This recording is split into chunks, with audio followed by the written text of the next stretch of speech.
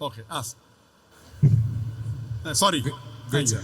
So you said in your lecture that God does not have a son, and it's a big derogatory to him to ascribe a son to him.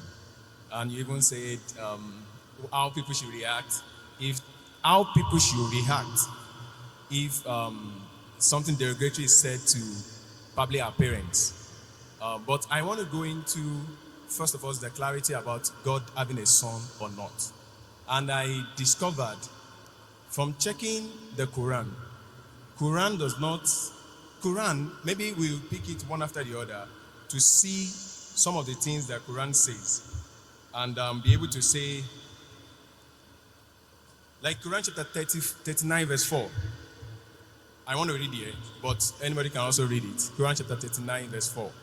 I can't hear the last part. What did you say Quran says? Quran chapter 39. Quran chapter 39. Verse 4. Verse 4. What does it say? Okay, he's saying there, if Allah had wanted to take himself a son, he could have choose anyone he wants out of those who he created. Glory be to him. I can't hear you. Okay, maybe you could read it out for me. Okay. Quran chapter 39 verse 4. Verse 4, yes? So, will you read it? Yes. I want you to read it. You want to read? You said you can't hear me, so maybe you should read it. Yes. Okay. Quran chapter 39 verse 4. If Allah had wanted to take himself a son or have a son, he could have choose anyone he wanted out of those whom he created. Glory be to him that he should have a son. Now, that's my beginning. From this Quranic verse, it is clear that Allah could choose to have a son. Okay. I'll give the reply. That's the question? No, that's not my question. That's the. What's your question? Tell me. This is You are misinterpreting the Quran. What's the question? Tell me, I will tell you. Okay. So this verse doesn't mean Allah can choose. I will tell you. Okay, good. You ask your question, I will listen. What's your question? There are many Quranic verses I want to use to build up the question so that you can answer it clearly. What's your question? Good. The question is, can Allah have a son? And when we look at what the Quran itself is saying, the first one is that it's saying that if Allah wants to have a son, he can decide to have a son. That is number one. Number two is now that he said that in Quran chapter 6, verse 101, Quran chapter 6, verse 101, he said, he is the originator of heavens and earth. How could he have a child when he had no mate? He created all things and had perfect knowledge of everything. Now, Quran, I don't know if I should continue. Should I continue? Yes, sir. Okay. What's the question? Yes. Quran chapter 6 verse 101 is saying that if Allah chooses to have a wife, who is going to be the partner? Because he doesn't have a partner. But Quran chapter 19, Surah Al-Imran, ayah 2021. The same thing is a question that Miriam asked the angel, who actually came from verse 17. Allah shows that he came in the appearance of a man in all respect, and dialogue with him and tell him that you have a son. And he said, how can I have a son without knowing anybody? I got your question. So she was able to have a son without an husband. So in Quran chapter 6 verse 101, that is also possible by Allah, because Allah said whatever he likes to say. I got your question. Good. So, and to continue with that. Your first verse was which? The first Quranic verse was which? Sir? The first Quranic verse. Yes, I've not finished the first one. No, what was the reference? The reference, Quran chapter, the first one. Quran chapter 39 verse 4. Okay, fine, I got it. The brother has quoted two verses. He has quoted Surah Zumur chapter 39 verse number 4 and Surah Anam chapter 6 verse number 101. And Surah Zumur chapter 39 verse number 4 says, if Allah had intended to take a son, He could have chosen from what he creates, whatever he willed. Exalted is he is Allah the one and prevailing. Now the brother is asking a question. This means if Allah wants, he can take a son. And similar in Surah Anam chapter 6 verse 101. So brother is saying that Allah can take a son if he wishes. That's the question. Okay. But the verse is very clear. If. Yes. But Now, it does not. It is not befitting for Allah to have a son. Complete the full verse. If you read this context, it says in the first verse, unquestionably for Allah is the pure religion, and those who take protectors say, we only worship them who may bring us nearer to Allah. Allah will judge between concerning them. Indeed, Allah does not guide who is a liar and a disbeliever. Read in context. Don't read out of context. So Allah is saying these people are liars and disbelievers. Then Allah says, if Allah had intended, that means Allah does not intend to take a son. It's a telling. So read the context. It says, unquestionably for Allah is the pure religion. Allah does not guide who is a liar and a disbeliever. Then the next verse starts. So don't quote out of context. Correct? If you quote in context, you come to know Allah is telling all those people who say Allah is a son, etc., they are liars.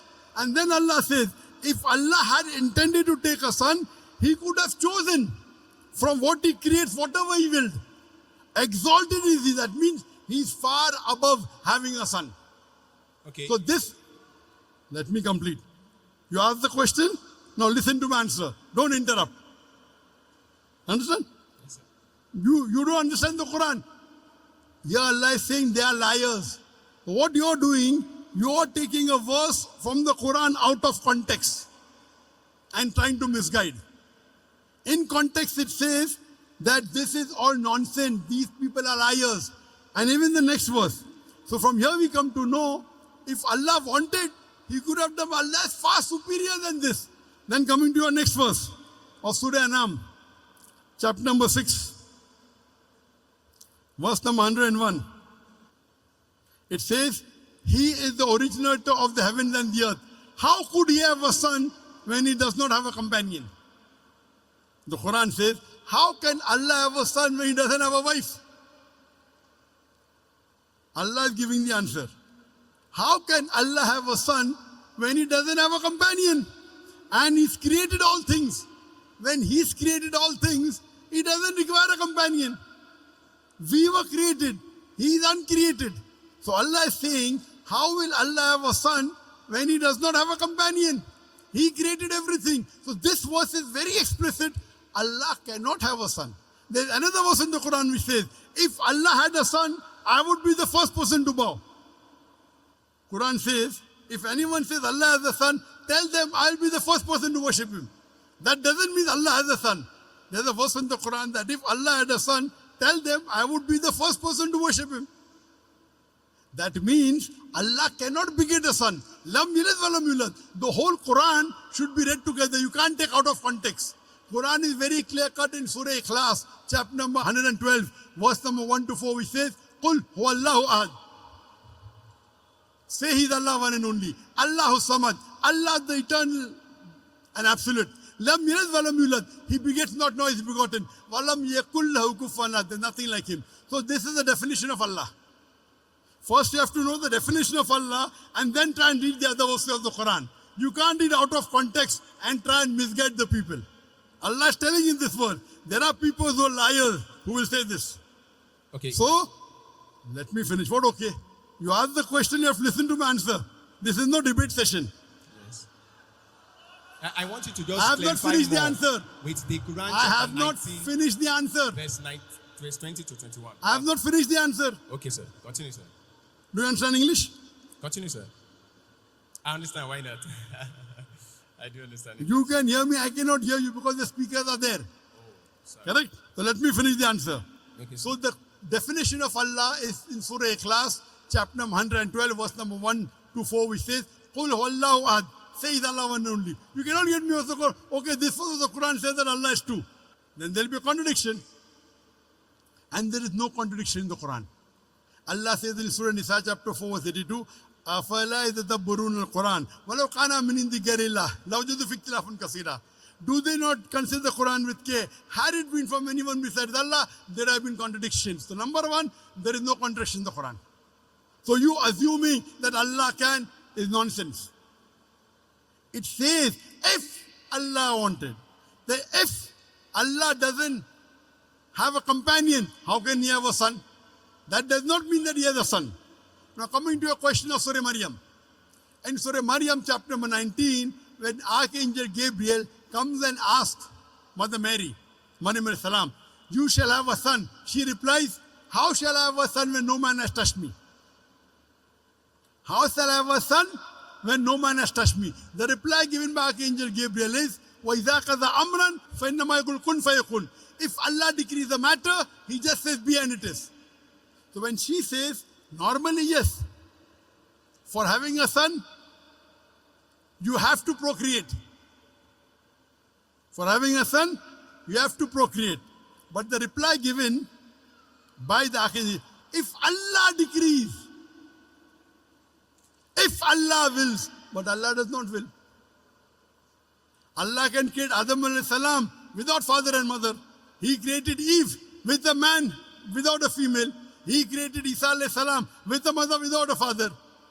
وَإِذَا قَضَى أَمْرًا فَإِنَّمَا يَقُولُ كُنْ فَيَكُونُ. If Allah decrees a matter, He will, but Allah will not decree ungodly things like becoming a human being, like having a son. That's for human beings. Allah cannot go against His definition. You understand? If Allah decrees a matter, yes. But did Allah say that? No. Allah says, Lam yalid wa lam yulad. He begets not, nor is He begotten. So this is the definition of Allah. The moment He begets, He ceases to be God. The moment Allah has a son, He will cease to be God. Do you understand? If the definition of God in the Quran is Allah does not beget, He begets not, nor is He begotten. The moment you say Allah begot a son, He ceases to be God. Do you understand? Can I ask a question on that? Do you understand this? But if Allah begets a son, He ceases to be God. Do you understand this? That's Quran chapter 39. Quran chapter 39, verse 4. We negate that statement. If He intended, He did. If it's a question, for example, it is a sarcastic question. For example, it's a rhetoric. So rhetoric. If Allah had a son, I would be the first to bow. That doesn't mean Allah has. That's a rhetoric. If you are correct, I will give you $1 million. But you're not correct. So if doesn't mean it is correct. You understand, na? If Allah had a son, I would be the first to worship Him.